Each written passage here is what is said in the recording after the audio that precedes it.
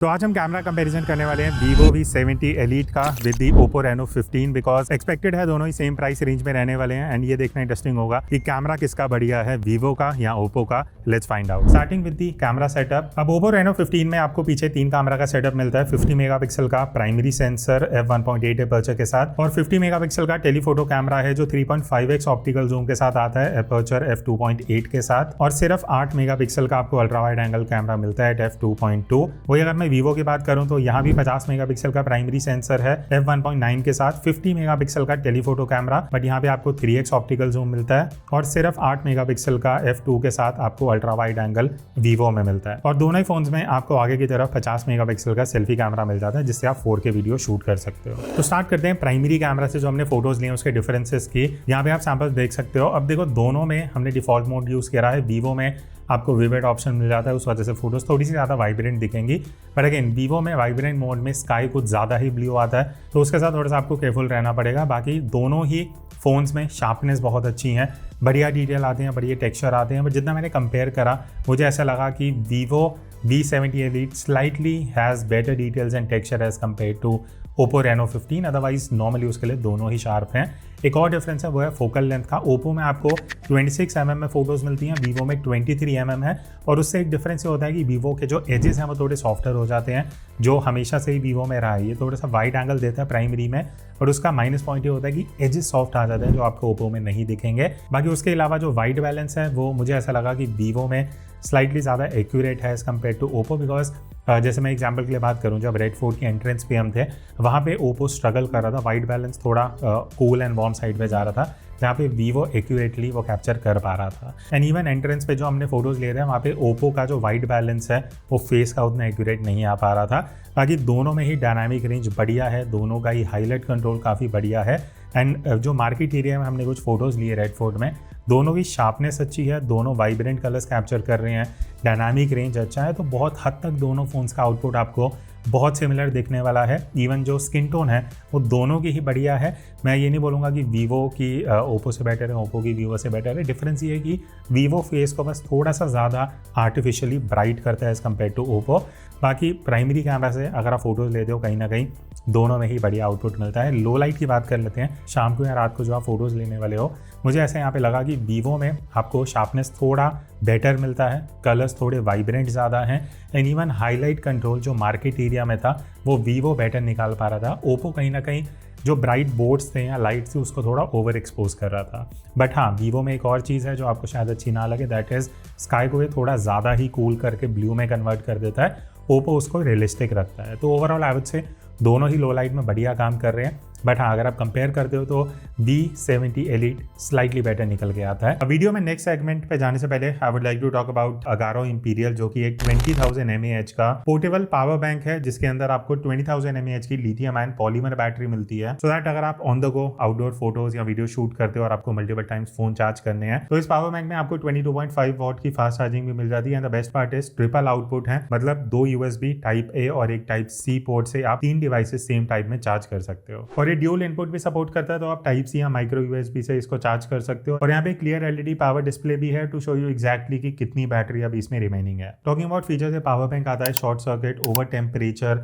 And over current protection के साथ, so that आपके जो डिवाइसेस हैं वो सेफ रहें। तो ये वाला पावर बैंक 20,000 mAh का है। बट इसके अलावा Agaro Nano 10,000 mAh भी आता है if you need something compact. Otherwise Agaro Regency 10,000 mAh भी है अगर आपको ड्यूल चार्जिंग सपोर्ट के साथ पावर बैंक चाहिए। इन सब के जो लिंक है आपको नीचे डिस्क्रिप्शन में मिल जाएंगे। नेक्स्ट अब हम बात करते हैं दूसरा कैमरा जो कि अल्ट्रा वाइड एंगल।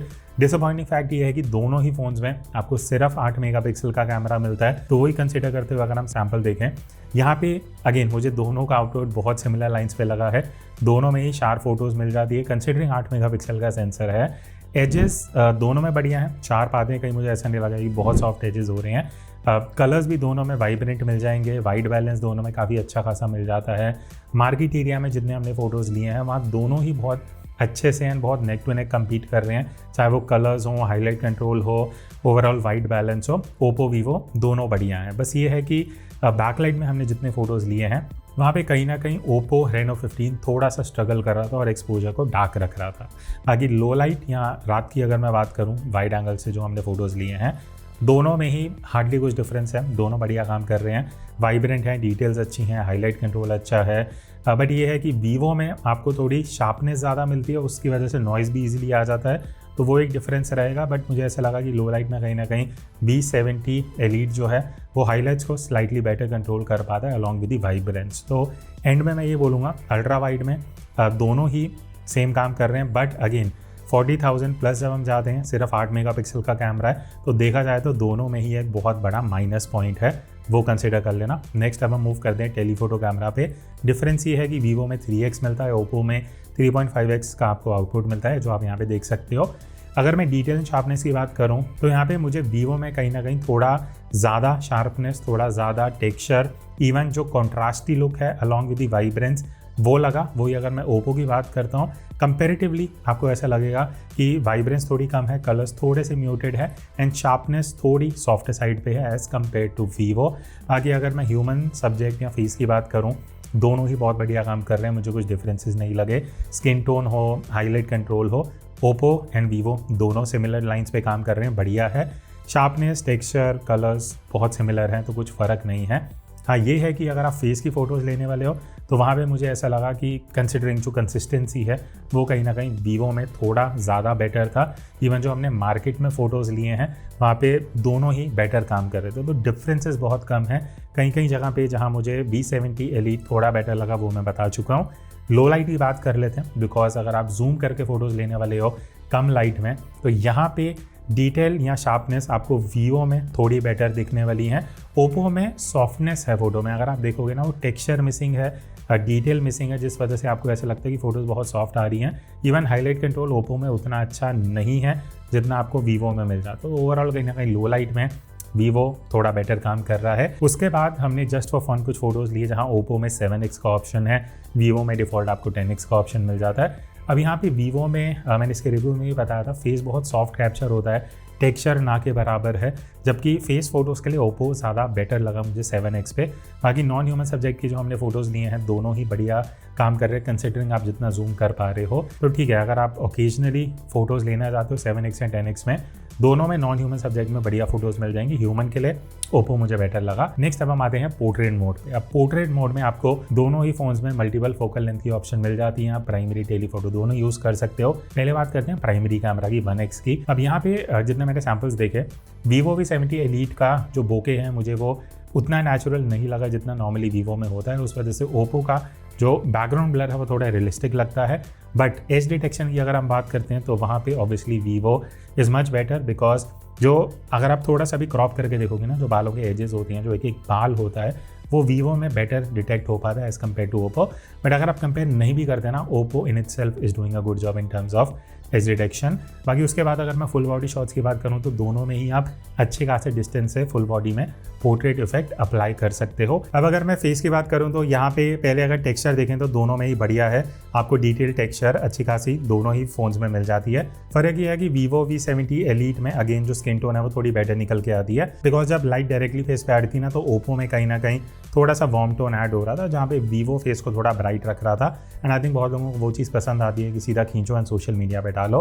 बाकी बैकलाइट में अगेन ओप्पो वीवो दोनों बढ़िया हैं। All over I would say अगर आप कैजुअली पोर्ट्रेट ले रहे हो तो दोनों बढ़िया आउटपुट दे देंगे। वीवो में स्लाइटली बेटर एज डिटेक्शन आपको मिल जाता है। टेलीफोटो अगर आप यूज़ करके पोर्ट्रेट लेने वाले हो तो डिफरेंसेस क्या हैं, दोनों में ही मुझे पर्सनली एज डिटेक्शन बढ़िया लगा। हाँ, वीवो का ऑब्वियसली थोड़ा सा बेटर निकल के आता है, वो 10-15% का डिफरेंस ही है। बाकी ओप्पो भी फेस पे बढ़िया डिटेल दे रहा है, एक्सपोजर अच्छा है, स्किन टोन अच्छा है। सिमिलरली विद वीवो आपको काफ़ी एक्यूरेट स्किन टोन मिल जाती हैं। हाँ, ओप्पो से स्लाइटली बेटर मुझे वीवो में ऐसा लगा कि जो कंसिस्टेंसी ऑफ स्किन टोन वो मिल जाती है। बाकी आई वुड से दोनों काफ़ी क्लोज थे यहाँ पे भी। देन हाईरेस की अगर हम बात करते हैं तो हाईरेस में आपको दोनों में ऑप्शन मिल जाता है कि आप प्राइमरी एंड टेलीफोटो यूज़ कर सकते हो। यहाँ पे मुझे ऐसा लगा कि वीवो में कहीं फोटोज़ थोड़ी ओवर एक्सपोज हो रही थी, जहाँ पे ओप्पो काफ़ी एक्यूरेटली डायनामिक रेंज कैप्चर कर पा रहा था। अब सेल्फी में दोनों ही फोन्स में आपको ऑप्शन मिलता है कि आप नॉर्मल एंड वाइड एंगल में शूट कर सकते हो। ओप्पो में थोड़ी वाइडर फोटोज़ हैं 18mm पे compare to 20mm on the Vivo. But overall मुझे प्रोसेसिंग पर्सनली ओप्पो की बेटर लगी, बिकॉज ब्राइट फोटोज़ आती हैं, प्लस डायनामिक रेंज अच्छी है तो शैडो रिकवरी बढ़िया हो जाती है। वही अगर मैं वीवो की बात करूँ, मुझे पर्सनली ऐसा लगा सेल्फी थोड़ी डार्क थी, शैडो रिकवरी उतना अच्छा नहीं है, इसको आपको थोड़ा सा एडिट करना पड़ेगा। ओप्पो ऐसा आउटपुट दे रहा है कि आप उसको डायरेक्टली सोशल मीडिया पे यूज़ कर सकते हो। प्लस ऑल ओवर जो शार्पनेस है वो भी मुझे ओप्पो में बेटर लगी।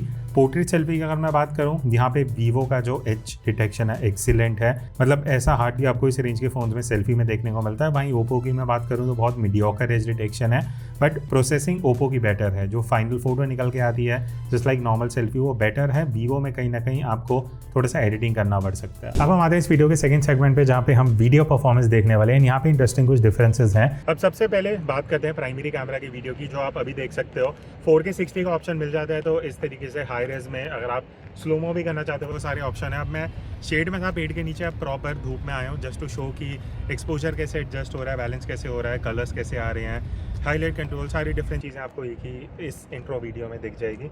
बाकी अगर मैं बैकलाइट की बात करूँ तो इस तरीके से पीछे सनलाइट है।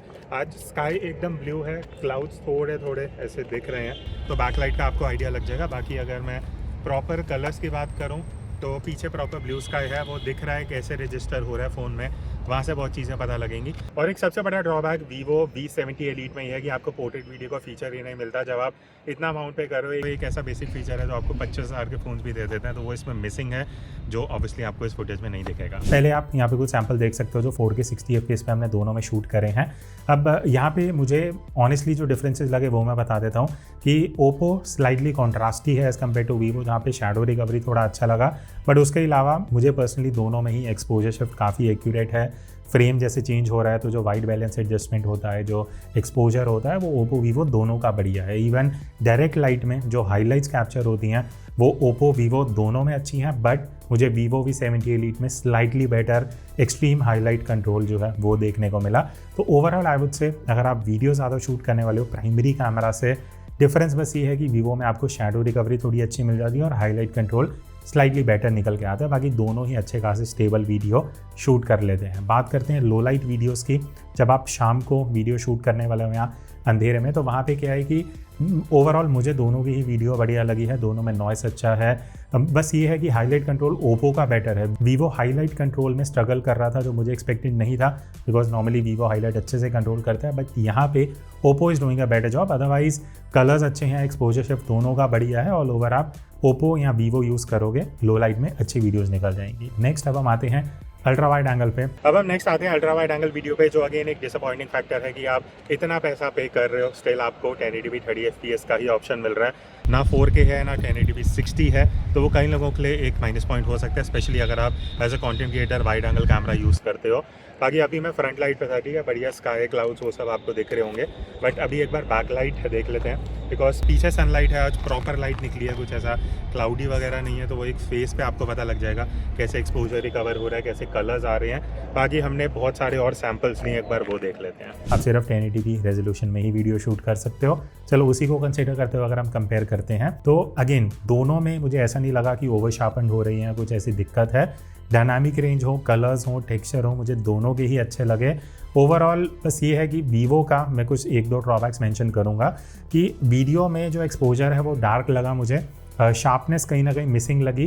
एंड ये भी था कि बैकलाइट में जब हम वीडियो शूट कर रहे थे तो V70 एलीट जो है वो कहीं ना कहीं बैकलाइट में थोड़ा सा डार्क अपीयर हो रहा था। तो उस हिसाब से आई वुड से जो कंसिस्टेंसी है, जो ओवरऑल एक्सपोजर निकल के आ रहा है, वो ओप्पो में अल्ट्रा वाइड में आपको बेटर मिलेगा। बात रही लो लाइट की, शाम की रात की, वहाँ पे अगेन ओप्पो थोड़ा सा बेटर है इन terms of detail and texture, जहाँ पे Vivo मुझे स्ट्रगल करते हुए दिखा। Vivo कहीं ना कहीं वाइड एंगल में थोड़ा सॉफ्ट है, नॉइस थोड़ा इजीली कैप्चर करता है, एंड आई वुड से यहाँ पे मुझे कंपैरेटिवली ओप्पो थोड़ा बेटर निकलता हुआ दिखा। नेक्स्ट अब हम आते हैं तीसरे कैमरा पे। तो अब हम नेक्स्ट टेलीफोटो वीडियो की बात करते हैं, जो आप अभी देख सकते हो ऑप्टिकल कैमरा है डेडिकेटेड, जिससे हम यूज़ कर रहे हैं। 4K 60 FPS रेजोल्यूशन है।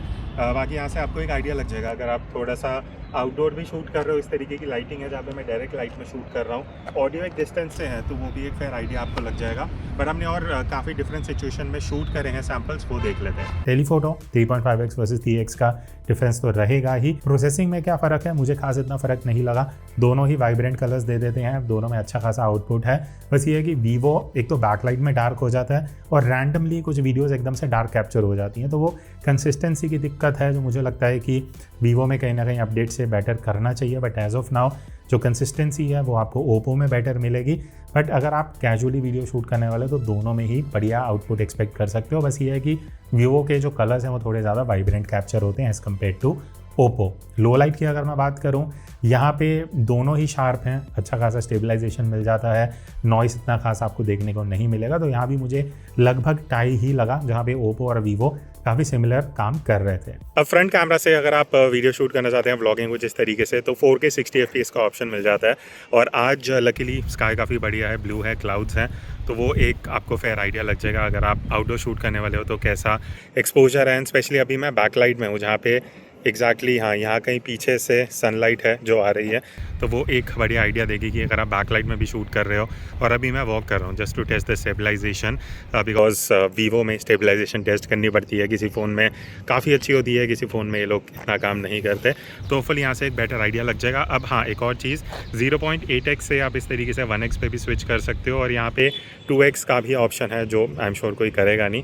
तो ये वाइडेस्ट एंगल ऑफ व्यू है, जिससे आपको एक फेयर आइडिया लग जाएगा अगर आप व्लॉगिंग कर रहे हो तो आर्म स्ट्रेच पे इस तरीके का एंगल ऑफ व्यू। अब लास्ट में क्वेश्चन आता है कि कौन सा बेटर कैमरा फ़ोन है, क्या वो ओप्पो है या क्या वो वीवो है। ऑनेस्टली मुझे अभी नहीं पता कि वीवो V70 एलीट किस प्राइस पॉइंट पे आने वाला है। अगर ये भी 45,000 की रेंज में रहता है सिमिलर टू ओप्पो रेनो 15, तो दोनों बहुत नेक टू नेक हैं। बट अगर आपको स्लाइटली वाइब्रेंट कलर्स पसंद है, आपको ready to use on social media output चाहिए, प्लस आप वीडियो ज़्यादा शूट करते हो प्राइमरी कैमरा से, तो मेरे हिसाब से Vivo is a better option. But अगर आप ultra wide angle and telephoto video में ज़्यादा यूज़ करने वाले हो दैन ओप्पो बेटर है। फोटोज़ के हिसाब से अभी भी Vivo is a better choice.